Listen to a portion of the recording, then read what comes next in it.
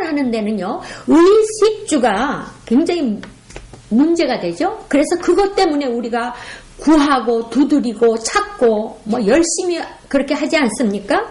그러니까 영적의 의식주도 바로 구하고 찾고 두드려서 성령이신 하나님의 선물인 그 그리스도를 우리가 선물로 받아야 됩니다. 그래서 입고 먹고 거하여서 영원히 사는 것이 돼야 되는 것입니다. 이래서 이것이 바로 사역자들의 할 일이라는 것입니다. 자, 성도 여러분, 복음이라는 건요, 영적으로 입고 먹고 또 거하고 영원히 사는 자들이 그렇지 못하는 자들에게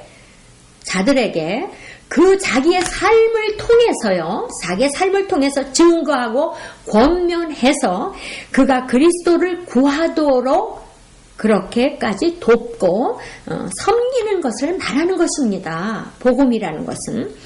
자, 사람의 그 어떤 사람의 괴술과 그 간사한 유혹에 빠져갖고 교훈의 풍조에 휘말리는 거죠. 네, 이렇게 하면 안 됩니다. 이렇게 해야 됩니다. 결국은 교훈입니다. 네, 그래야 됩니다. 하긴. 그거는 기본적인 것이죠. 우리가 도덕적으로도. 자, 우리가 골로새서 2장의 그 8절에 보면요. 2장 8절에 보면 누가 철학과 헛된 속임수로 너희를 노략할까 주의하라. 이것이 사람의 유전과 세상의 초등학문을 쫓으며 그리스도를 쫓음이 아니니라. 이렇게 말씀하고 있는데요. 자, 우리 원시시대 때는요. 원시시대는 그 우상이 만들어 놓은 거 갖고 무슨 조각하고 우상을 세워서 그거를 섬겼죠. 근데 지금 시대의 우상은요. 뭔지 아십니까? 감히 교회 안에 어떻게 우상이 있겠습니까? 그렇지만 우상이 있다는 겁니다. 인기 있는 설교 자체가 우상입니다. 물론 진리의 말씀으로 인해서 인기 있는 설교를 말하는 게 아니고 그저 카리스마가 있다. 그래갖고 세상 것 들어서 또 말씀을 접목시켜서 그렇게 아주 지식인 이렇게 말씀을 설교를 그냥 하시는 거를 들을 때 감동을 받고 감격을 받는 바로 인기 있는 설교 바로 그 자체가 현대에서는 우상이라는 것이죠. 율법 시대의 법은 율법입니다. 자, 기독교의 법은 뭡니까? 교리죠? 말씀이죠? 유대교의 그때 신전은요, 그때는 성전이었지만, 오늘날의 기독교의 신전은 교회 아닙니까? 그런데 그 현대인에도 그런 우상이 있다는 것입니다. 오늘날 그럼 기독교의 우상은 무엇입니까? 인기 있는 목사. 이것은요, 하나님의 복음은 전혀 없고, 하나님의 복음, 마음을 사로잡는 명설교, 그러니까 흔히 말하는 훌륭한 목사, 그 어디에 한계를 둔 건지 저는 모르겠습니다. 명설교입니다. 명설교. 근데 꼭 단서가 있습니다. 그 안에 진리의 말씀, 성경 안에서만 해야 됩니다. 성경 안에서 문제와 답이 있고 성경 안에서만 말씀을, 성경 밖을 떠나지 않는 그런 진리의 말씀을 선포해야 된다는 걸 조건으로 말하는 저는 것입니다. 근데 본인들은 모릅니다. 복음으로 알기에 그 설교에 따라서 그 설교가 복음으로 알기 때문에 그 하나님의 존재의식이 사람들에게 인식되어지고 아니 되어지기도 한다는 것입니다. 그렇게 하나님은 그 유명한 목사의 설교에 의해서 운명이 하나님이 좌우된다고 봐야 되겠어요.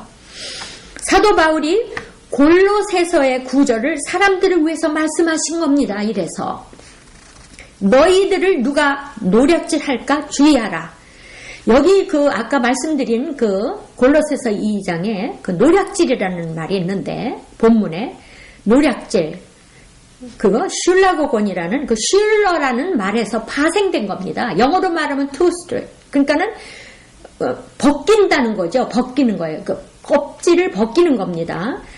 그런 것을 뜻으로 그 스케일로라는 말에서 나온 가죽처럼 벗겨갖고, 즉 약탈품이죠. 그런 뜻을 가진 것입니다. 그 노략질이라는 단어가.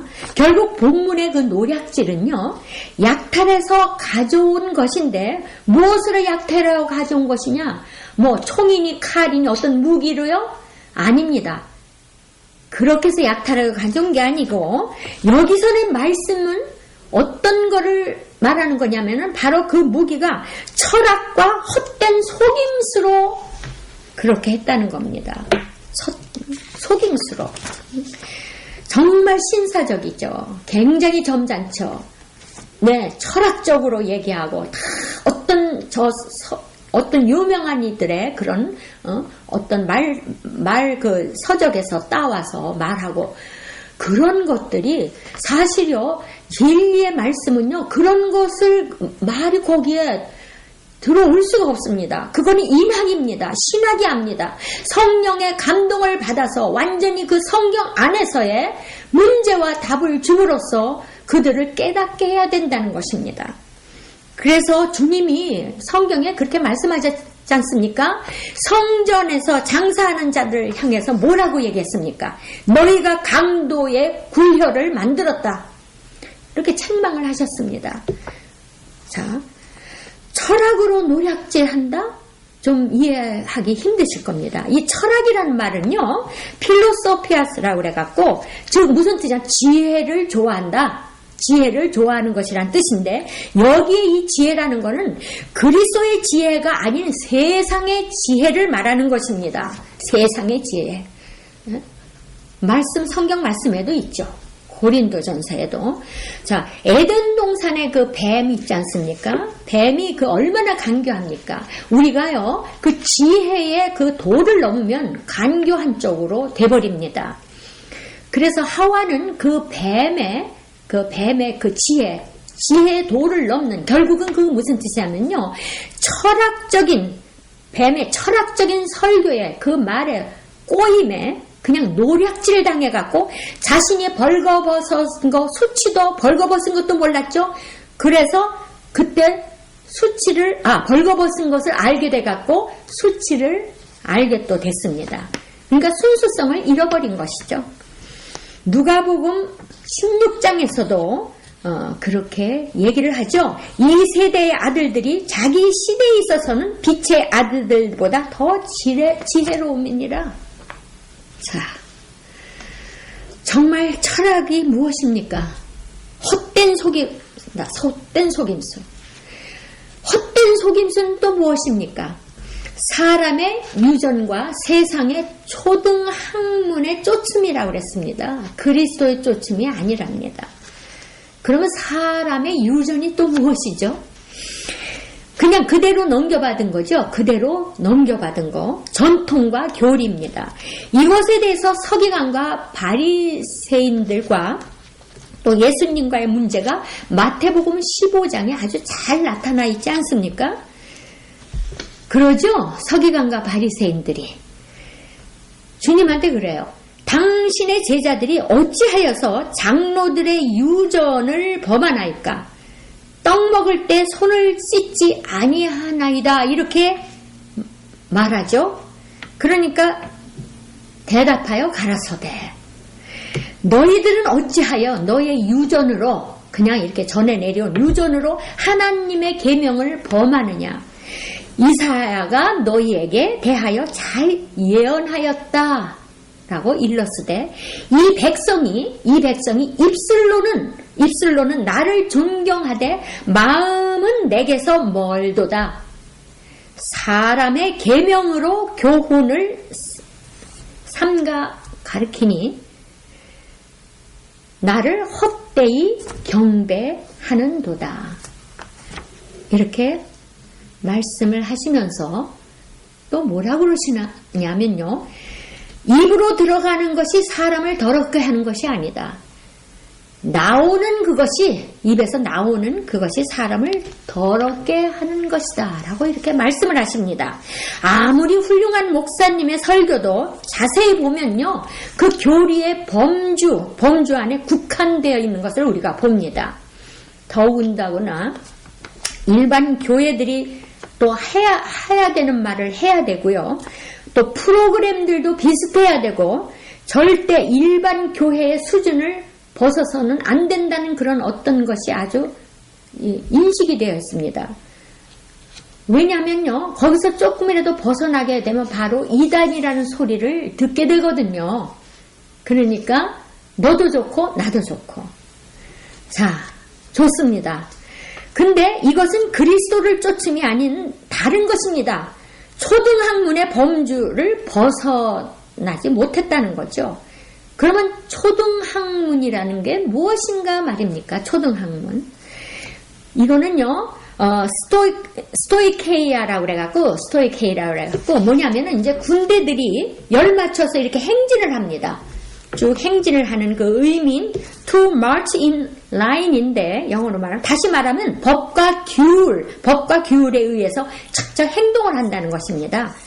자, 이 사도 바울이요, 초등학문을 갈라디아서 4장 3절에 이렇게 말씀하십니다. 이와 같이 우리도 어렸을 때는 이 세상의 초등학문 아래 있어서 종로를 하였더니 이제 때가 참에 하나님의 그 아들을 보내사 여자에게 나게 하시고 율법 아래 나게 하신 것은 율법 아래 있는 자들을 속량하시고 우리도 아들의 명분을 얻게 하심이라.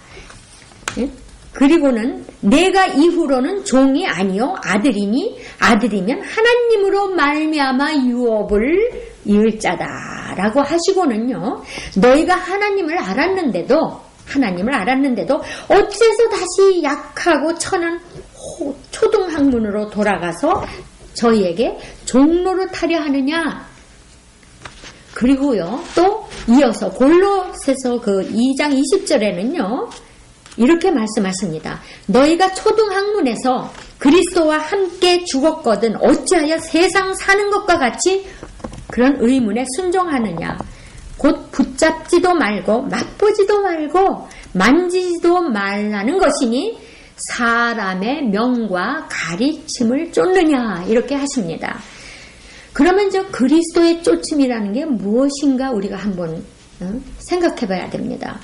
왜 그리스도를 쫓아가는 게 우리한테 필요한가 말입니까? 그것은 육적 신성의 모든 그 충만함이 그분 안에 있기 때문입니다. 자, 베드로후서 1장 4절에요. 우리는 신의 성품에 참여하는 자가 되어야 한다라고 이렇게 말씀하고 있습니다. 에덴 동산에서 아담이 배도한 후에 타락해갔고요.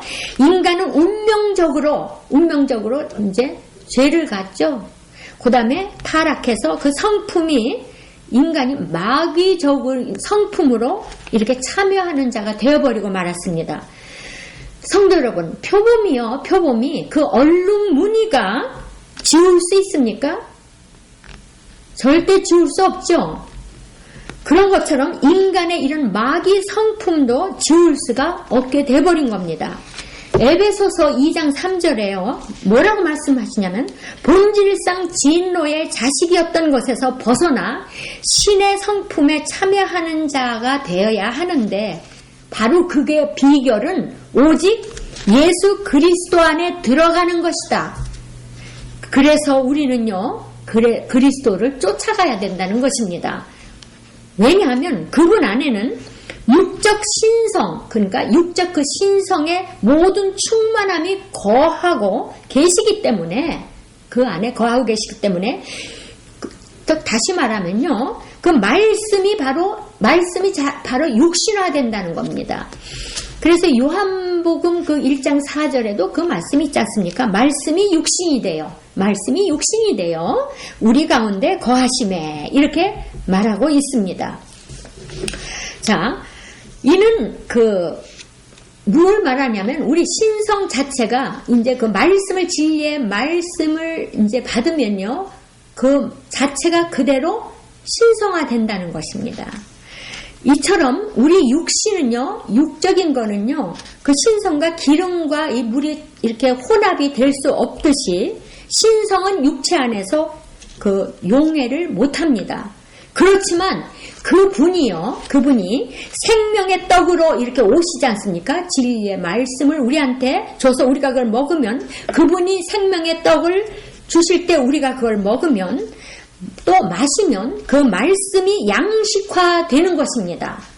양식화되죠. 그래서 우리 몸 안에서 막 소화가 되어갖고 흡수가 되면 바로 우리 육신이 말씀화되어지는 것을 말하는 것입니다.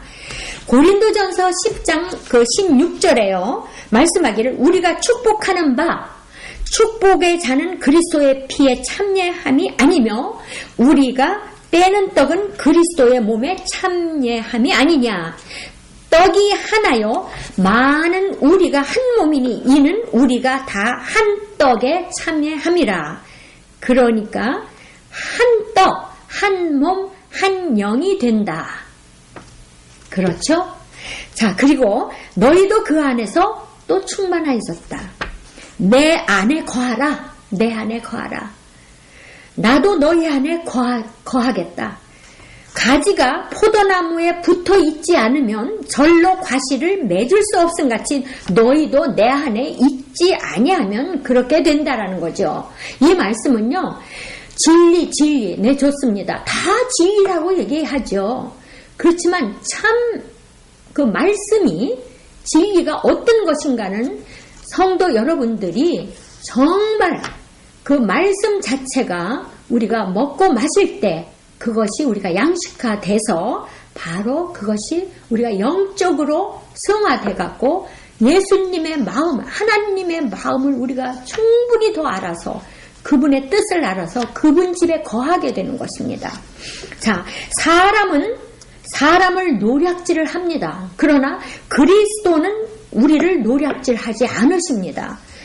그래서 우리는 그리스도를 쫓아야 합니다. 철학과 헛된 속임수에 넘어가는 그런 사람의 유전이나 그런 전통, 초등학문에 미혹을 당하지 말으셔야 될 것입니다. 그리고 그들한테 노략질 당해서는 안 된다는 것입니다. 성도 여러분, 아무래도 말씀을 전할 때 너무 저 역시 안타깝고 답답하니 이렇게 아주 강한 말씀이 이렇게 말씀을 전하게 되는데요. 많은 분들이 정말 저의 이러한 것을 많이 이해해 주시기를 바랍니다. 자, 끝으로 정말 사람 그리스도는 정말 아닙니다. 그리스도, 주 예수 그리스도입니다. 그래서 우리가 그 어떤 것이 약하고 그런 초등학문인지 또 어떤 것이 장성한 그런 학문인지 단단한 식물인지 이런 거를 어떻게든지 주님의 말씀을 깊이 깨달아서 그 주님이 우리 안에 거하도록 또 성도 여러분들의 거하도록 그렇게 되기를 정말 진심으로 이렇게 기도드리고요. 그리고 이제 지금 이제 얼마 안 남았네요. 우리 한국 같으면 이제 우리 뭡니까? 추수감사절이죠. 한국 같은 뭡니까? 한국계도 이제 우리 과실들이나 곡식들을 갖고 우리가 그런 그 의식을 갖는데 지금 우리 추수감사절 얼마 남지 않았네요. 지금 이 추수감사절이란 뜻도 바로 성도 여러분들이 믿음의 제사를 생각하시고 예수님을 생각하시고 그 믿음으로 드리는 그런 걸로 되시기를 간절히 기도드리고 지금 이 시간 마치겠습니다. 감사합니다.